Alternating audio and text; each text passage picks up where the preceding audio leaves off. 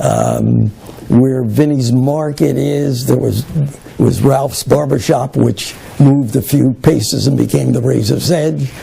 Then there was Mahali's Bar, where Vinnie's, part of Vinnie's restaurant is, and there was, and then of course Granite's clothing store on the corner there of Thompson Street.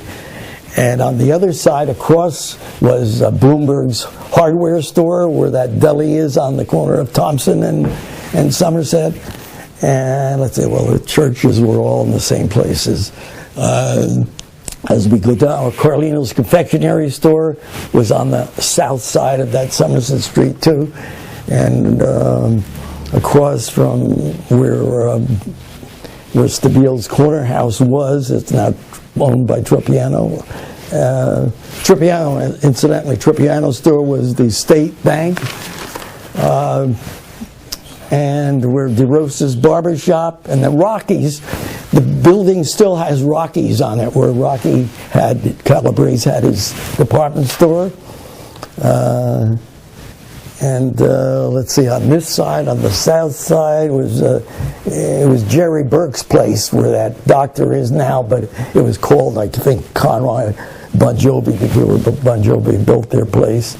Then on the Loomis side was Hannon's Funeral Home, and I'm going down the street. You know, the corner, the Candy Kitchen was one corner of on the north side, was the corner of Wall Street and Somerset Street. Opposite that was originally Zanoni's shoe store, and then it became Lapoma's Barbershop. And on the other side of the street, on the south side, the corner of that Wall Street, was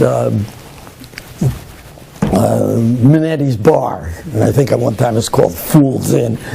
And then as you go down farther was Dolph's Luncheonette, became then, after that, Frank Esposito's The Country Shed. But originally, it was Dolph Barberi's father's butcher shop. That's what it was originally.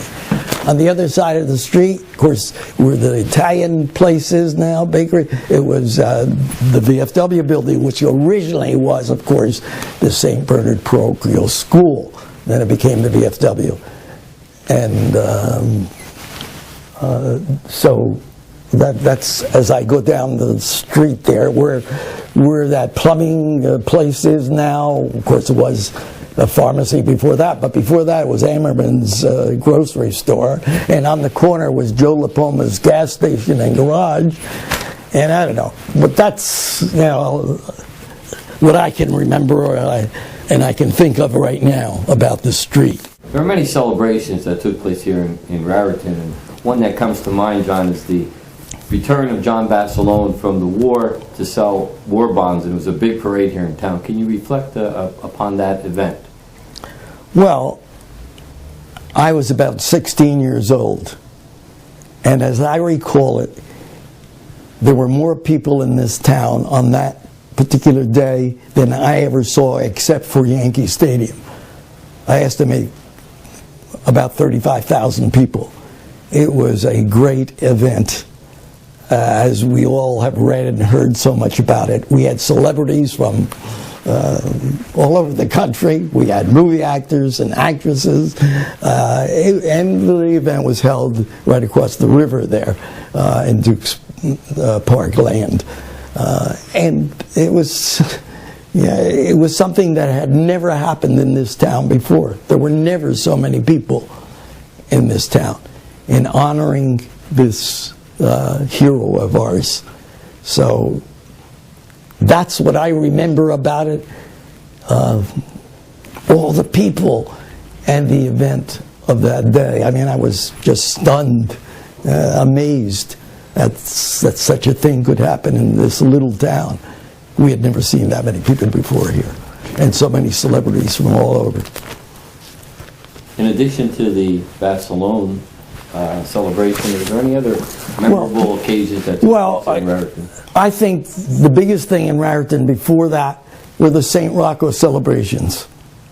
The streets were decorated, lights on the streets, vendors on the streets. We would have parades, processions, concerts.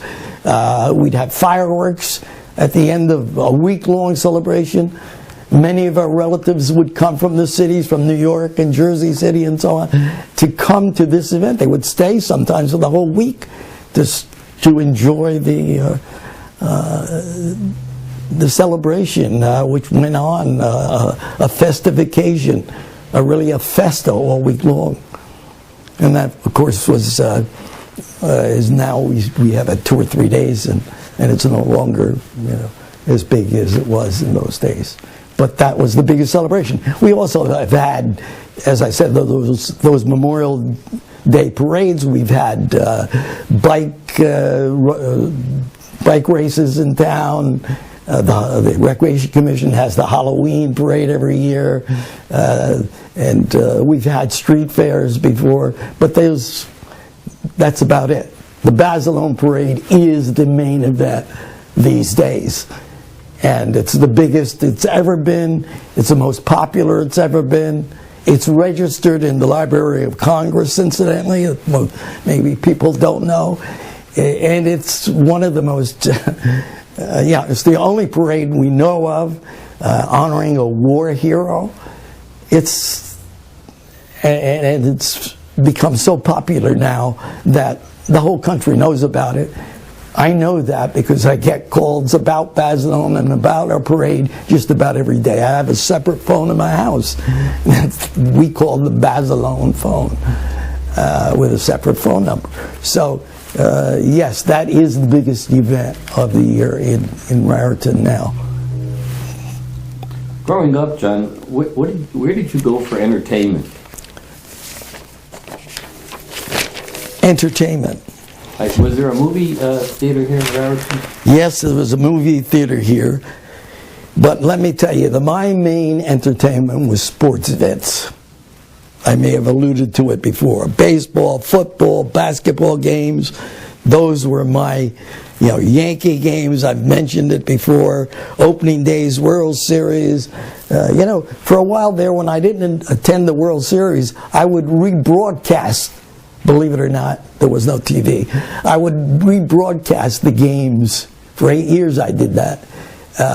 Throughout the JM Research Center and the engineering center of the World Series games when I didn't go to them. But anyway, I mentioned the days of Rutgers and Princeton and so on. When Ben Carnival was coach of the Navy team, Joe Carnival was one of my best friends. I would go to all the Navy games that were within the area, or at the Garden, or in Princeton, or even football games if Navy were playing. And in those basketball games, we'd have seats right behind the bench. We had choice seats of whatever game it was. I recall so many great games in 1947 when Ben Carnival was coach of the year. I remember seeing at the Garden, they were in the semifinals of and they played West Virginia. But, I used to go to all of the Somerville Bound Brook Thanksgiving games. They were big features, as you know. And then when that ended, East-West Thanksgiving games. And when that ended, and I was working in Hillsborough, sometimes I used to go then the Hillsborough-Somerville games and sit on one side of the stands for one half and the other side of the other half. So, as far as, Yankee Stadium was a common entertainment place for me.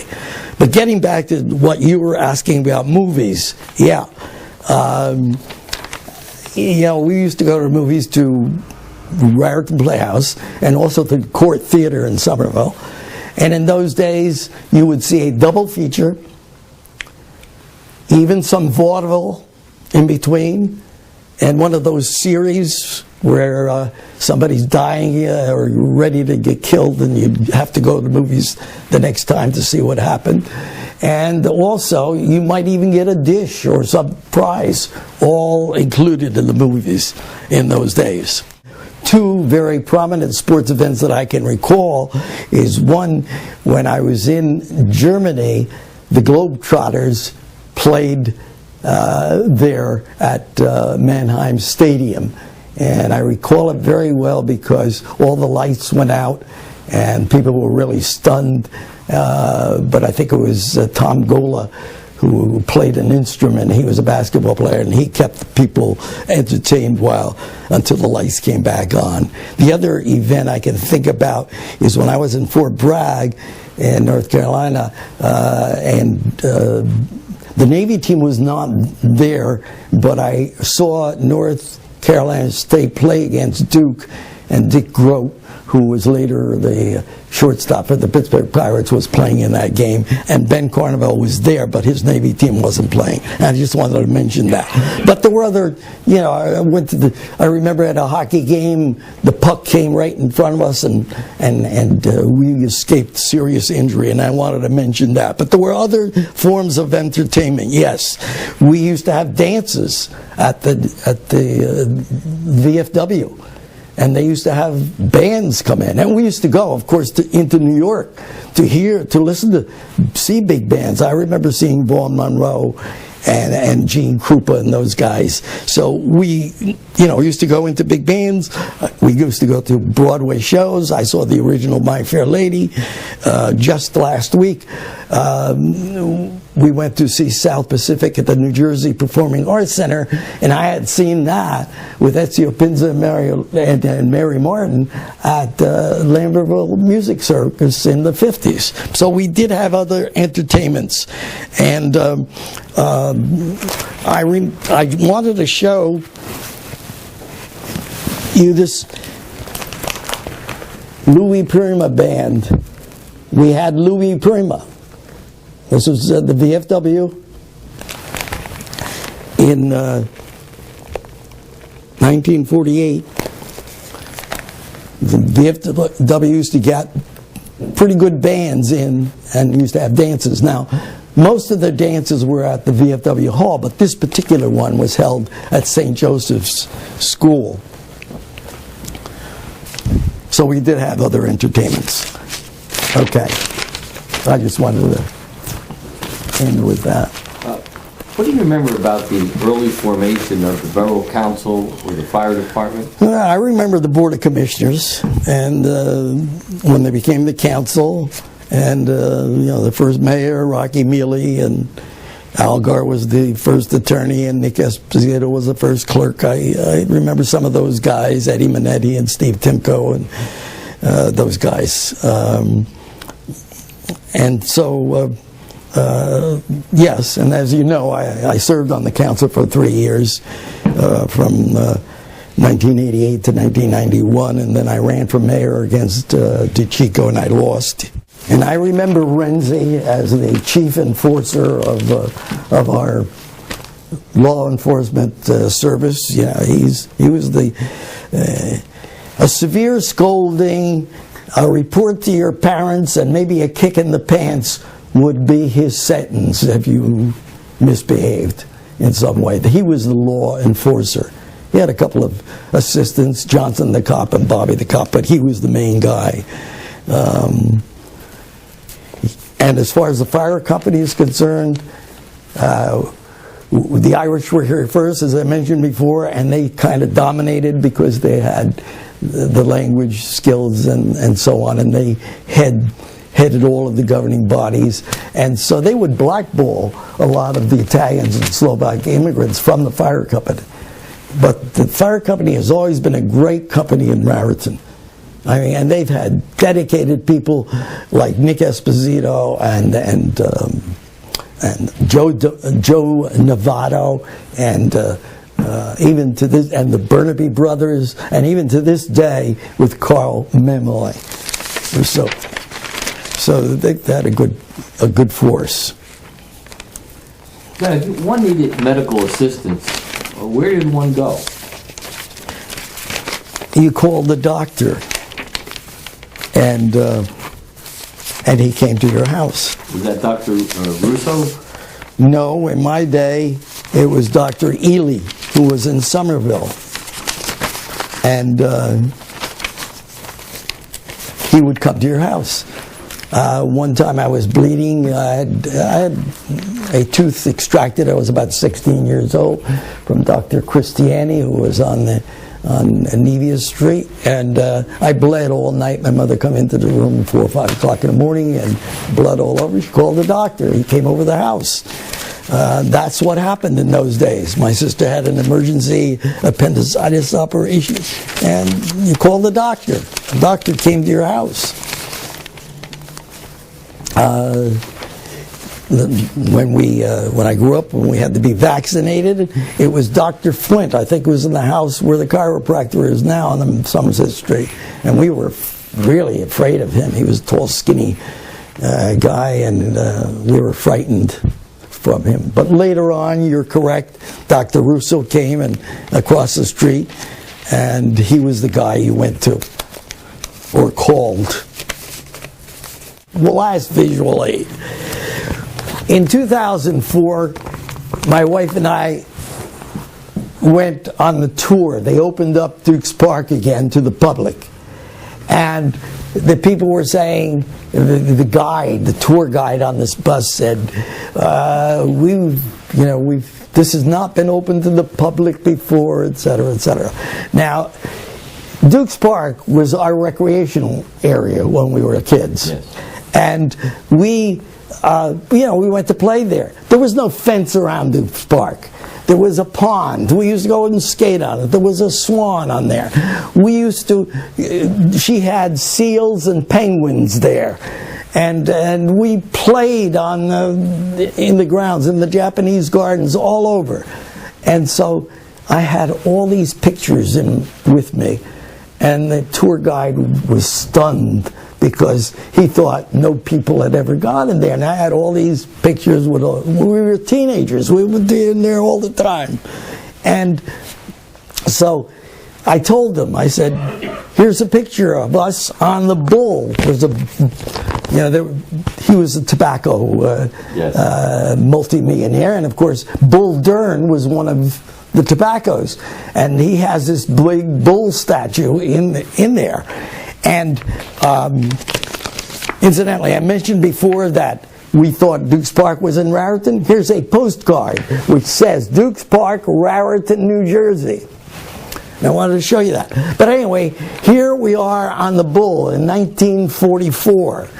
Now that's Bucky Granzetto, myself, Ed Gaboro, and Ed Zarecki, and Pete Casino.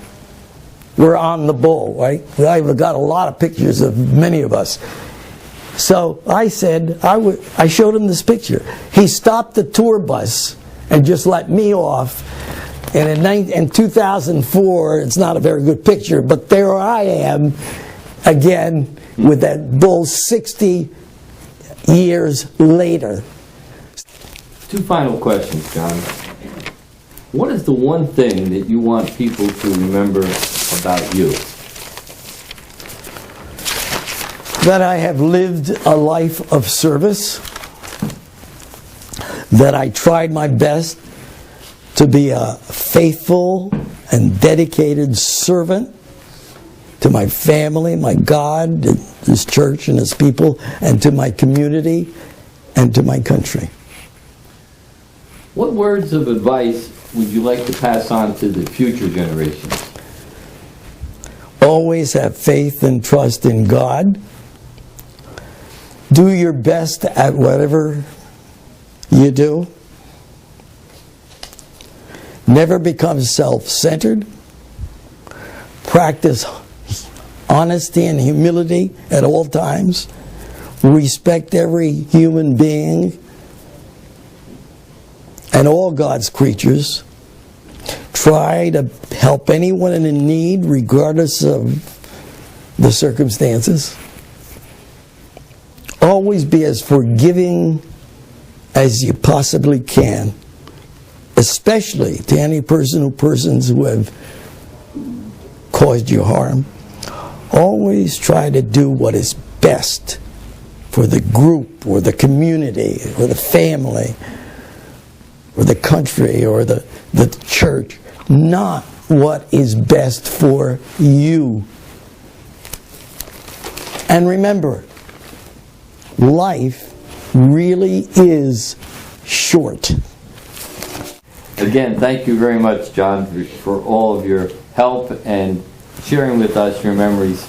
I'm sure that many future generations will look back on this and when they're doing their research about the town, will refer back to Mr. Raritan himself, John Pacifico, and quote you. I like to end in the words of Winston Churchill.